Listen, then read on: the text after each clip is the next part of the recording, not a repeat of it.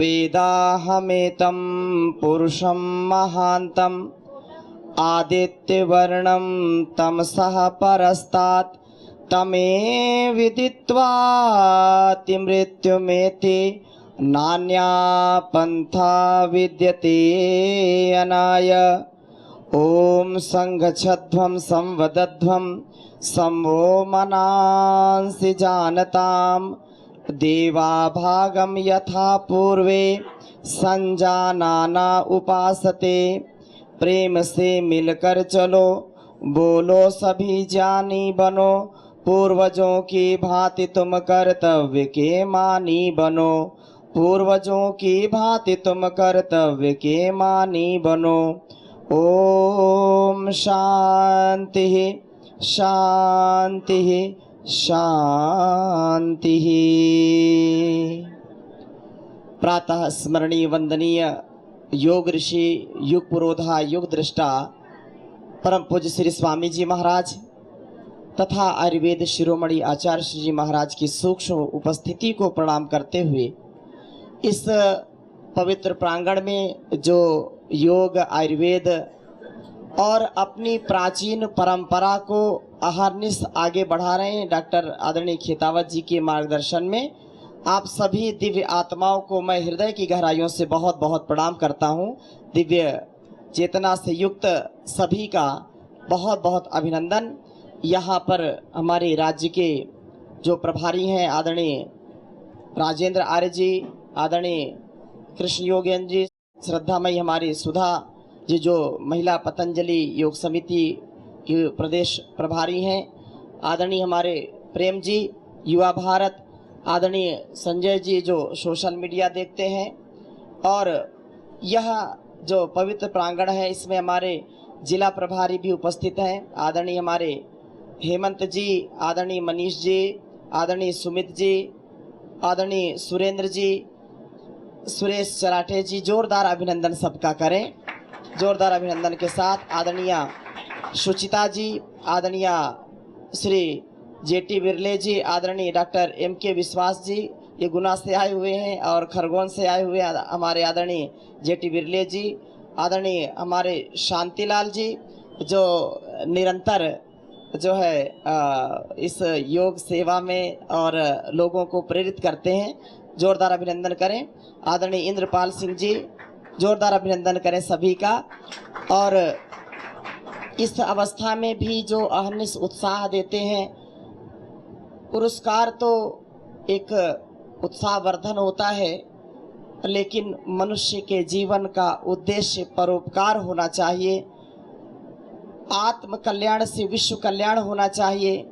तो वो स्वयं संसार में प्रतिष्ठित होता है और शुभ कामनाओं से अभिसिंचित होता है, अभिषिक्त होता है, सुवासित और विलसित होता है। तो आदरणीय खेतावत जी, आदरणीय डॉक्टर सुधीर जो निरंतर इस ऋषि कार्य में, भागवत कार्य में अहर्निश पुरुषार्थ करते रहते हैं, और अनेक अनेक जो उपकार के कार्य हैं उन्होंने किए हैं, जिनको समय समय पर राष्ट्रपति पुरस्कार से अलंकृत किया गया। इस बार जोरदार अभिनंदन करें। और इस अनुष्ठान में हमारी सभी श्रद्धामयी माताएं, भाई बहनें जो भी लगे हैं उनके लिए भी जोरदार अभिनंदन करें।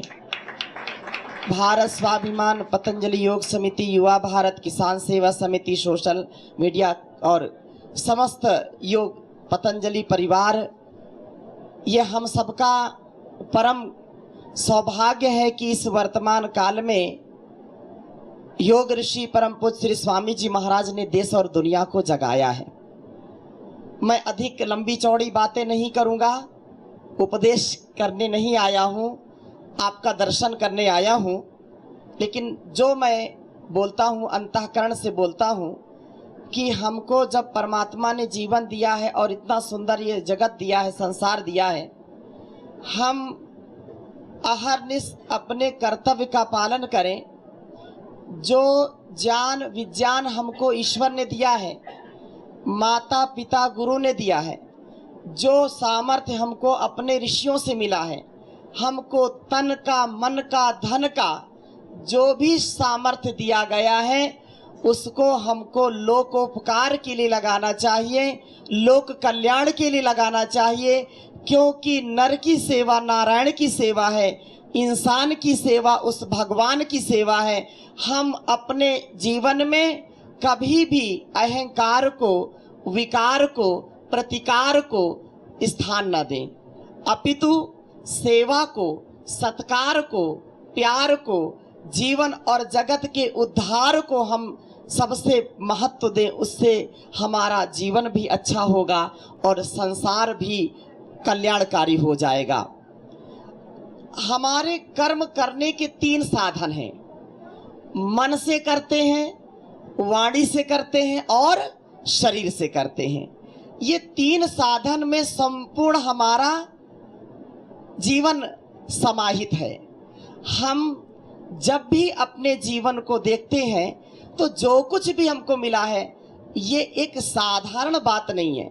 हमको ईश्वर की कृपा से ये जीवन मिला है, लेकिन हम यदि मन से भी अच्छा नहीं विचार करते हैं, मन से यदि हम दूसरों का उपकार नहीं करते हैं, यदि मन में ईर्ष्या द्वेष है, छल कपट की भावना है, तो हम कितने भी धनवान हो, कितने भी बुद्धिमान हो, कितने भी बलवान हो, कभी आत्म सुख, आत्म शांति को हम प्राप्त नहीं कर सकते हैं। केवल एक बात हमारे मन में आ जाए कि हे परमपिता परमेश्वर, मेरे मन में किसी के प्रति ईर्ष्या द्वेष ना हो, किसी के प्रति छल कपट ना हो, किसी के प्रति कोई जो है अनादर का भावना हो, तो ये मन तन में मनः शिव संकल्प हो जाता है। और जब मन हमारा शिव संकल्प से युक्त होता है, जैसा मन से विचार करते हैं वैसा हम वाणी से बोलते हैं, और जैसा हम वाणी से बोलते हैं वैसा हम कर्म करते हैं, और जैसा हम कर्म करते हैं वैसा हम हो जाते हैं, वैसा हमारा स्वभाव संस्कार हो जाता है। हमारे जीवन, हमारे इस शरीर में एक शक्ति काम करती है, नकारात्मक शक्ति और सकारात्मक शक्ति।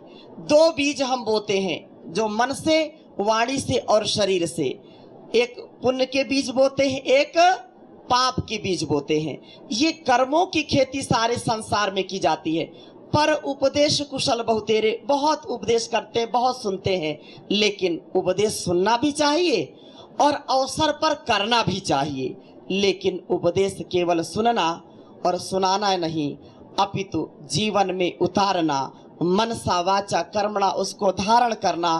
तो एक ओरा, एक आभा मंडल, एक दिव्य शक्ति हमारे चारों ओर कार्य करती है और हमको स्वयं तृप्त करती है, और हमारे आसपास जो बैठता है उसको भी वो तृप्ति मिलती है। लेकिन यदि हम नकारात्मक विचार करते हैं, नकारात्मक सोचते हैं, दूसरों का अहित सोचते हैं, दूसरों के दोष देखते हैं, दूसरों के छल छिद्र देखते हैं और अपने दोषों को नहीं देखते हैं, तो हमको कभी शांति नहीं मिलती। और वो जो वाइब्रेशन है हमारे मन से, हमारे संपूर्ण अस्तित्व से, वो इस वातावरण को या तो अच्छा बनाता है या तो दूषित बनाता है।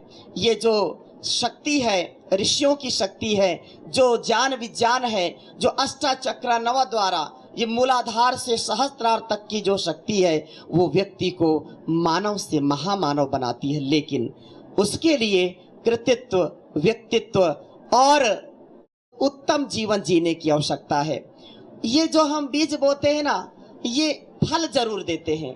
हम हो सकता है, क्योंकि डॉक्टर साहब तो इसमें बहुत उन्नत कार्य करते हैं और वो अनेक प्रकार की विधियों से, अनेक प्रकार के शक्तियों से उस कार्य को सफल कर लेते हैं। लेकिन साधारण व्यवहार में हम देखें तो बीज तो हमने डाल दिया, लेकिन कभी कभी जिस भूमि में हमने बीज डाला वो भूमि बंजर होती है और बीज कार्य नहीं करता, बीज सड़ जाता है या सूख जाता है, वो बीज उग नहीं पाता है। मिट्टी अच्छी है लेकिन समय से उसको धूप नहीं मिली, उसको पानी नहीं मिला, उसको पोषक तत्व नहीं मिले, तो वो अंकुरित तो हुआ, थोड़ा सा बढ़ा और धीरे से फिर मुरझा गया, अर्थात फल तक वो पहुंचा नहीं। लेकिन जो हम पाप के और पुण्य के बीज बोते हैं, वो ऐसी भूमि है, कर्म की भूमि है, वो कभी वो बंजर नहीं होती है, वो कभी सूखती नहीं है, उसमें अनावृष्टि अतिवृष्टि का प्रभाव कभी पड़ता नहीं है, क्योंकि वो ईश्वर की भूमि है, ईश्वर प्रदत्त भूमि है। इसलिए हम जीवन को पाकर के शुभ कर्म करें, अच्छे कर्म करें। मनसा वाचा कर्मणा, हम अच्छे कर्म करेंगे तो ईश्वर का जो विधान है, जो उसका संविधान है, वो हमको जरूर मिलता है। उसमें कभी भी कोई संसार की ताकत उसको रोक नहीं सकती है, उसको कभी बाधित नहीं कर सकती है। हाँ, यदि थोड़ी सी बाधा विघ्न आए तो हमको उसमें घबराना नहीं। देर है प्रभु के यहाँ, अंधेर कभी नहीं होती है। हमारा किया हुआ कर्म, हमारा किया हुआ स्वधर्म जरूर हमारे जीवन को कष्ट देता है या कष्ट को नष्ट करने वाला होता है। याद रखना, अवश्यमेव भोक्तव्यम कृतम कर्म शुभाशुभम न भुक्तम क्षीयते कर्म जन्म कोटि शतैरपि। लाखों करोड़ों हम जन्म ले लें, लेकिन हमने यदि मन से किसी से प्रीति की है, किसी से स्नेह किया है, किसी को आदर किया है, तो वो हमको फल जरूर मिलेगा। और यदि हमने किसी से ईर्ष्या द्वेष की है, किसी से हमने अहंकार का भाव रखा है, हमारे अंदर ईगो और इग्नोरेंस का भाव आया है, हमारे अंदर जो इनएक्शन, रिएक्शन, रॉन्ग एक्शन का यदि भाव आया है, तो उसका भी परिणाम हमको भोगना पड़ेगा। इसलिए हम जीवन को ऐसे जिए, अनकंडीशनल सरेंडर, संपूर्ण समर्पण के साथ। हमारे जीवन में वो दिव्यता आएगी, वो भव्यता आएगी, वो सभ्यता आएगी, वो ममता, समता, क्षमता, नम्रता, कृतज्ञता, सदाचार, परोपकार, सत्कार और उद्धार का, उपकार का बीज अपने आप अंकुरित होगा। और वह बीज एक दिन वट वृक्ष के रूप में तैयार होगा, जो लाखों करोड़ों अरबों लोगों को और असंख्य जीव जंतुओं को वह सदा ही कल्याण को प्राप्त कराएगा। ये बिल्कुल अकाट सत्य है। ये जीवन, तुलसीदास जी ने भी बहुत सुंदर बात कही है कि कर्म प्रधान विश्व रचि राखा, जो जस करहि सो तस फल चाखा। कर्म प्रधान विश्व रचि राखा, कर्म की प्रधानता है। हम जैसा कर्म करेंगे वैसा फल हमको भोगना पड़ेगा। कोई माई का लाल बचा नहीं सकता संसार में। इसलिए कर्मों की खेती उन्नत करिए। और क्या बात कही है कि सकल पदार्थ है जगमाही, सकल पदार्थ है जगमाही, कर्महीन नर पावत नाही। जो कर्महीन है, जो निठल्ला है, जो आलसी है, प्रमादी है, जो अपने जीवन को कर्मों से बचाता है, वो कभी भी उन्नति को प्राप्त नहीं करता। योग के अनुष्ठान से हमारे जीवन और जगत का कल्याण होता है। आज हम योग ऋषि परम पूज्य स्वामी जी महाराज के जीवन को देखें कि योग से, अध्यात्म से, ऋषि परंपरा से क्या नहीं होता है।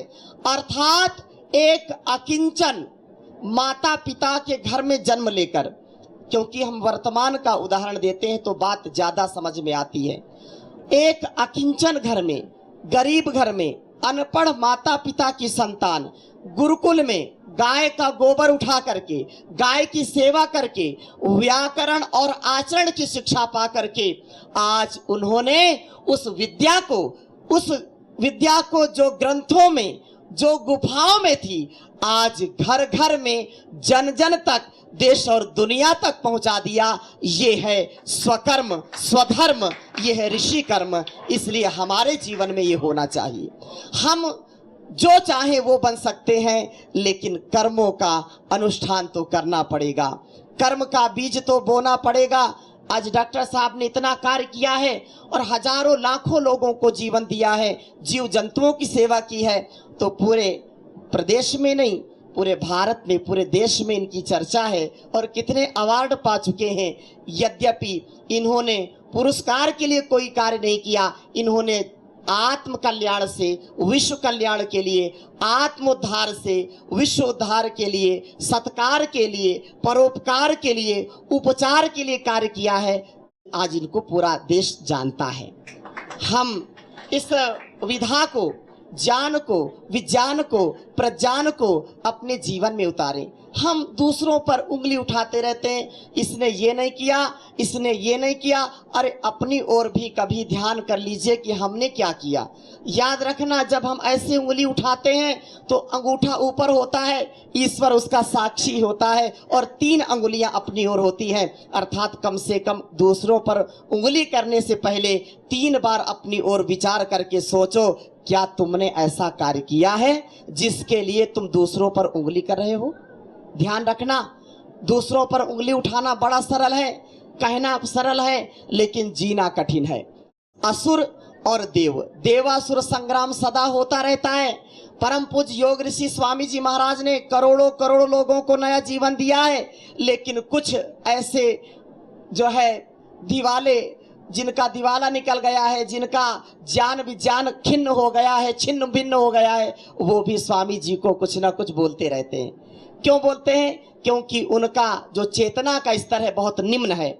हमको सदा ही उत्कर्ष के लिए, उपकार के लिए, सत्कार के लिए जीवन को जीना है और इस जीवन को ऋषिकल्प बनाना है। हम याद करें गौतम, कणाद, जैमिनी, पतंजलि को, महर्षि दयानंद को, विवेकानंद को हम याद करें, गार्गी को हम याद करें, मदालसा को, मैत्रेयी को हम याद करें, सीता सावित्री को हम याद करें, महाराणा प्रताप को, छत्रपति शिवाजी महाराज को हम याद करें, झांसी की रानी लक्ष्मीबाई को, रानी चेन्नम्मा को, दुर्गावती को। हमारे अंदर उनका चरित्र होना चाहिए, हमारे अंदर वैसा पौरुष होना चाहिए, हमारे अंदर वैसी धीरता, वीरता, गंभीरता होनी चाहिए, तब हम देश का काम कर सकते हैं। यदि हम स्वार्थ में फंसे हैं, हम संकीर्ण भावनाओं में फंसे हैं, हम अपने निजी स्वार्थ के लिए, निजी सुख के लिए यदि फंसे हैं, तो याद रखना अपना भी कल्याण नहीं कर सकते, अपने घर परिवार का कल्याण नहीं कर सकते, राष्ट्र का कल्याण तो क्या करेंगे। कल्याण वही करते हैं जो न कभी अपने लिए सोचते हैं, न अपनों के लिए सोचते हैं। वो सपने भी लेते हैं तो लोग कल्याण के लिए लेते हैं। स्वप्न वो नहीं होते जिनको हम सोते हुए देखते हैं, स्वप्न वो होते हैं जो हमको सोने नहीं देते हैं, स्वप्न वो होते हैं जिनको हम जागृत अवस्था में देखते हैं और उसके लिए अहर्निश अखंड प्रचंड पुरुषार्थ करते हैं। तो ये क्योंकि ये पहला आगमन था और महाकाल की भूमि में, उज्जैन की भूमि में पहली बार आना हुआ, वहाँ के दर्शन करके फिर आपके दर्शन करने का सौभाग्य प्राप्त हुआ है।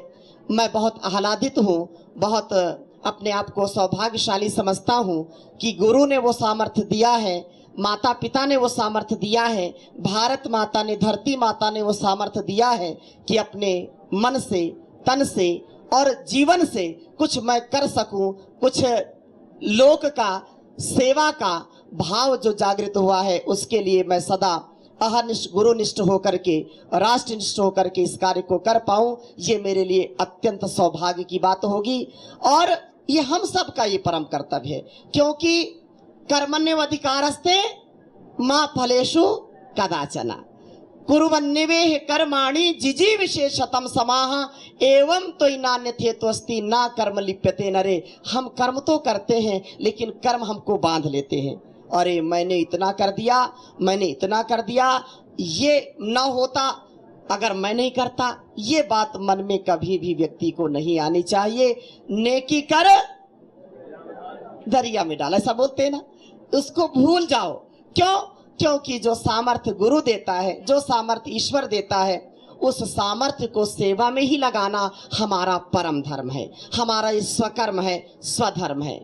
इसलिए इस संसार से बुराई लेकर के नहीं जाना और आनंद के साथ जीना, आनंद के साथ रहना। जैसे पद्म पत्रम इव अंभसा, जैसे कीचड़ में कमल खिलता है लेकिन कीचड़ उसको कभी गीला नहीं करता, कभी उसको वो गंदा नहीं कर सकता, उसको पानी की एक बूंद कभी गीली नहीं कर सकती।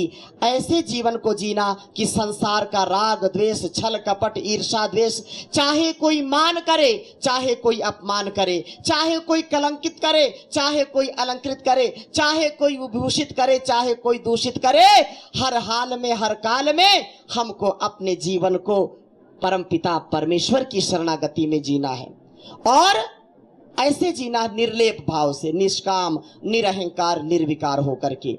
इसलिए अक्सर इस बात को मैं कहता हूं, करना सेवा सत्कार, करना दूसरों से प्यार, करना सेवा सत्कार, करना दूसरों से प्यार, लेके जग से बुराई मत जाना रे। घर आए को भगवान समझना, खुद अपना सा इंसान समझना। कभी बोलना ना झूठ, कभी करना ना लूट, कभी बोलना ना झूठ, कभी करना ना लूट, ना किसी को कभी भी तू सताना रे। हो लेके जग से बुराई मत जाना रे। बंदे कभी बनना ना अभिमानी, ईश्वर के आगे चले ना बेईमानी। ईश्वर लेगा हिसाब, देना पाए तू जवाब, ईश्वर लेगा हिसाब, देना पाए तू जवाब, तब तो तुझको पड़ेगा पछताना रे। हो लेके जग से बुराई मत जाना रे। सबसे मीठी वाणी बोल, यही भेंट अनमोल, न किसी को कभी भी तू सताना रे। हो लेके जग से बुराई मत जाना रे। करना सेवा सत्कार, करना दूसरों से प्यार, लेके जग से बुराई मत जाना रे। हो लेके जग से बुराई मत जाना रे। संसार का धन और जितनी भी वैभव, जितनी भी संपत्ति है, सब यही धरा में धरा का धरा रह जाता है। कोई भी व्यक्ति यहां से कुछ लेकर के जाता है क्या? एक सुई की नोक बराबर भी कुछ नहीं ले जा सकता है। धन धरा के बीच ही सारा धरा रह जाएगा। पशु भी बंधे रह जाएंगे जब कूच का वक्त आएगा। पत्नी भी तेरा साथ देगी गृह द्वार तक, मित्रगण मरघट के आगे मुंह नहीं दिखलाएंगे। देह भी तेरी चिता में यूं ही जल भुन जाएगी। बाद में तेरा सच्चा सखा तेरा धर्म ही रह जाएगा, स्वकर्म ही रह जाएगा। तो जो धन है, जो संपत्ति है, सब यही रह जाएगी। हमारे साथ केवल हमारा कर्म जाएगा। इसलिए अच्छे कर्म करो जो हम ऊपर ले जा सके, अच्छी कमाई कर सके।